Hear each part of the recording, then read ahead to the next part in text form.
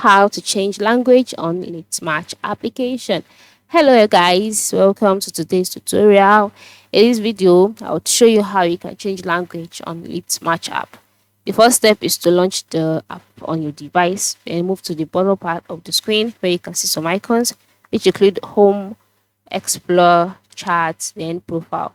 So once you're on your profile page, move to the top right corner and you click on the gear icon, which stands for your settings icon. So once you're on the settings page, you can see options like switch mode, edit profile, change avatar, notifications, language. So click on language and the list of language would be displayed. The languages that are available on chat to be displayed. So go ahead and select the one that you would like to change to. Then once you're done selecting, for me I selected Spanish. Then move to the top right corner, click on done, and then the page would load, and as you can see your chat would be changed to Spanish. So it is that simple. So I'll be changing this back now.